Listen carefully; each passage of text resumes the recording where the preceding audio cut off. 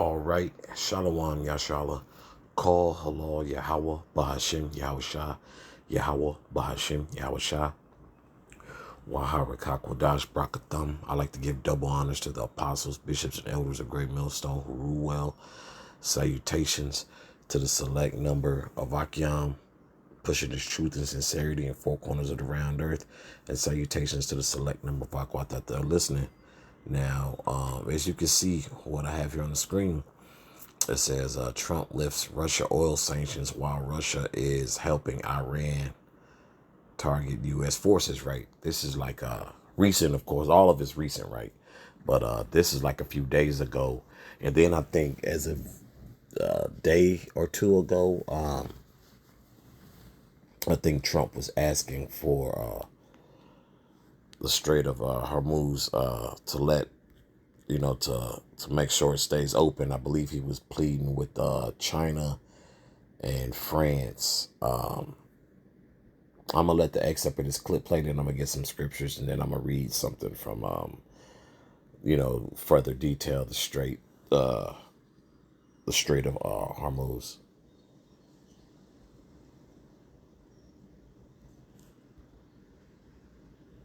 We're also waiving certain oil-related sanctions to reduce prices. So we have sanctions on some countries. We're going to take those sanctions off till this straightens out. Then who knows, maybe we won't have to put them on. There'll be so much peace. But when the time comes, the U.S. Navy and its partners will escort tankers through the strait if needed. I hope it's not going to be needed, but if it's needed, we'll escort them right through. See, because the whole issue at hand with the Strait of Hormuz is it could trigger, like if it closes, it could trigger a major global energy crisis, right? And they have some things listed that I don't have on this screen, but I'm reading off of Google. If y'all could bear with me, Baba Shah. This is the AI overview. It says if the Strait of Hormuz closes, it triggers a major global energy crisis by cutting off a critical choke point for Middle Eastern oil and LNG, causing skyrocketing prices, severe supply chain disruptions, affecting fertilizer, minerals, semiconductors, stagflation, and significant economic damage to energy importing nations like Japan, South Korea, and Europe. Okay, which we know what the U.S. to do. Everybody's does business with the Great Whore, but once that could potentially be affected, you see how E is getting now, right? Trump comes off as, well, hey, I don't care, this and that, which they don't care, but then they do care, because why? First and foremost, they have people to answer to as well. So this is the elites doing, okay? And they're seeing the shift, and it's really nothing more than a game to them. But little do they know this is a game to the Most High, and this is his game. This is a chess game. A lot of people won't understand the moves and plays being made, but hey, it is what it is. This is First Thessalonians chapter 5, starting at verse 1. But of the times and the seasons, brethren, ye have no need that I write unto you. Verse 2, for yourselves know perfectly that the day of the Lord so cometh as a thief in the night. Okay? So we know when Yahweh Shah HaMashiach makes his return, hey, ain't nobody gonna know. It's gonna be a fool, man. But just knowing what times that we're in, and how this thing is playing out, man, and how prophecy is aligned so perfectly with it, man. Or let me say it the other way around. Current situations, present situations are aligned with prophecy. You know what I'm saying? This is how the Most High has things playing out, right?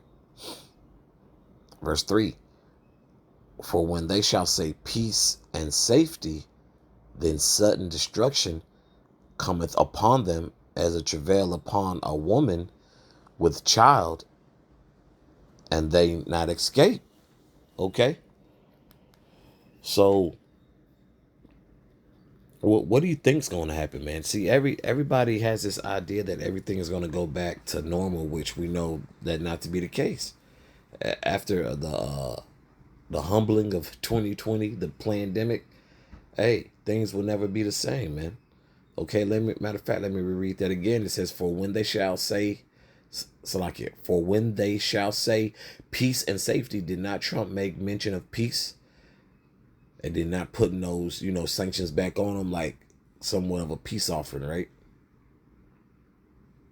Salakia. Then sudden destruction cometh upon them." Okay, and as we see this preliminaries, really, World War III has already started. Okay, so it's happening right now as we speak, man. Okay,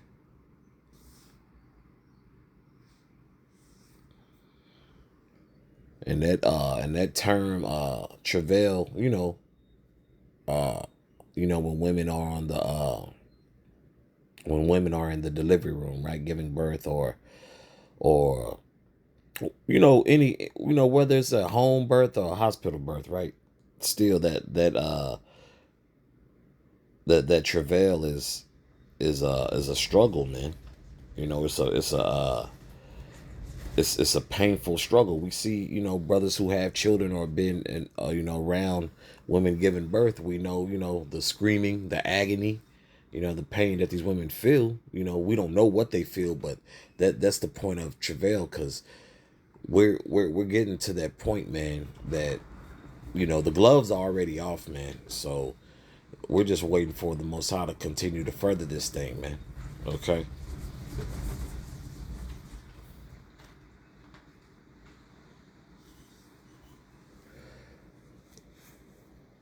Where was I? So like you buried me in Baba Kushan. Oh, I'll reread verse 3 again.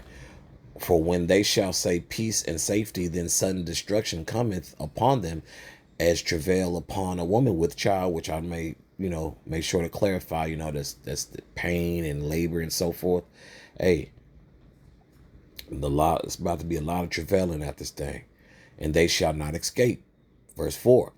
"But ye, brethren, are not in darkness, that day should overtake you as a thief." Okay, so bros who are doing what they're supposed to be doing, man, they're gonna be all right through the spirit and power of Yahweh Bashim Yasha. Abaratazah, bros, stay locked in and understand. Hey, man, we ain't gonna get caught with spiritually lacking. Abaratazah, and brothers should definitely pray that bros don't, personally and collectively, pray for yourselves and pray for one another, that we don't get caught lacking in the spirit, because we see what's going on, and call halal Yahbashim Yasha for that. Now these people who are not in the know, but they know something's up, they may not have that covering, right? And first and foremost, it's the mercy of the Most High, that will be that will be on the Most High to extend, who sees worthy of it, right? Let me reread verse 5 again. Verse 4, Salakia. "But ye, brethren, are not in darkness, that day should overtake you as a thief." So don't get caught slipping through the spirit, right? Verse 5. "Ye are all the children of light and the children of the day. We are not of the night nor of darkness." Okay, that's on the left hand side, and not in the know. Okay, so basically that's being wicked. What, like the saying goes, the people who like to be loud and wrong, okay, are those of the night and of darkness. Okay, wicked and on the left hand side. Okay, those who are on the light, or the children of the light, are who are on the right hand side, those who believe in Yahweh Bashim Yahushua, right? Okay, the children of the light is what? This knowledge, wisdom, and understanding being illuminated through the spirit and power of Yahweh Bashim Yahushua, not being indoctrinated with the on the left hand side. Okay, that's what this is going into, and we know 2/3 of our people gonna get caught out there bad, man. Things are heating up everywhere. Okay, and there's no like room for excuses, or, well, nah, bro. We're to a point. Hey, Either you care or you don't. Verse 6. Therefore, let us not sleep as do others, but let us watch and be sober. Okay, what's that sleeping? Okay, it's we know it not to be literal. It's figuratively, but we understand. Hey, these people are sleeping on what? Prophecy. People are sleeping on Yahweh Bashem Yahushua. You may have some, but it's hard. It's really hard to really like dance around stuff now. Now, granted, we don't expect that to be a dialogue, at every dinner table or every lunch table or every break room or every center of the conversation piece. But it's inevitable, man. It's undeniable. The times that we're in, they can't do nothing but be talked about. Okay. Verse 7. For they that sleep in the night, and they that be drunken are drunken in the night. Okay. So that's figuratively, saying it. It's what? It's symbolic and parabolic, right? You know, because guess what? A lot of people just want to party and bullshit. Well, guess what? That party and bullshit is going to catch up with you because you weren't paying attention and taking heed. You weren't adhering to Yahweh Bashem Yahshua. You weren't adhering to the men of the Lord. You weren't adhering to prophecy. You was sitting there mocking the men of the Lord, mocking Yahweh Bashem Yahshua, talking about, I don't want to hear that shit. Okay. And the Lord ain't going to hear you in that day. Or more so I like to say now, he's not going to hear you today. Because we're here already. Okay. Let me see. I think I'll finish. I'm tripping. Bear me, Bible Shop.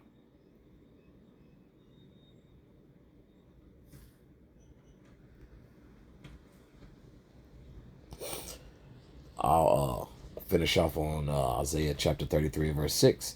This is Isaiah chapter 33, verse 6. And wisdom and knowledge shall be the stability of thy times, and strength of salvation. Okay? And wisdom and knowledge shall be the stability of thy times. Bro, that's what's keeping me stable right now as I'm doing this lesson. Okay, we understand why gas is about to skyrocket. That was a pretty detailed paragraph that I read earlier, right? About the Strait of Hormuz, right? So if it closes, it went into detail. It could be a global shock for everyone, right? So having the wisdom and the knowledge is what's up for the stability of thy times. Cause hey, first thing to come to mind, like, oh man, I gotta, of course, you want to make every move that you make in your daily life to be meaningful.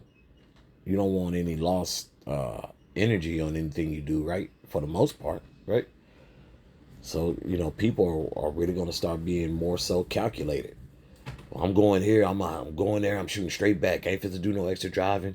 Gas is high. More of that's coming, man. More of that thinking, more of that just more prophecy is coming, man. Okay. Let me reread this in entirety and I'll close up. This is back in Isaiah chapter 33, verse 6. And wisdom and knowledge shall be the stability of thy times, and strength of salvation. The fear of Yahweh is his treasure. Yep. That's where our treasure is. Our treasure isn't here in Babylon. We know this. We know we could wake up to something crazy in the morning. You know what I'm saying? So there's no stake here. Only thing we got is this truth and the body, this brotherhood. That's all we have is this truth and this body. But that's all I have on this. And Baratazah, this has been edifying for the body. So once again, with that, call halal Yahweh Bahashim Yahweh Shah, Yahweh Bahashim Yahweh Shah. Wahara Brakathum. Once again, I'd like to give double honors to the apostles, bishops, and elders of Great Millstone who rule well. Salutations to the select number of Achaeon, pushing his truth and sincerity in four corners of the round earth. And salutations to the select number of Aquath out there listening. Shalom.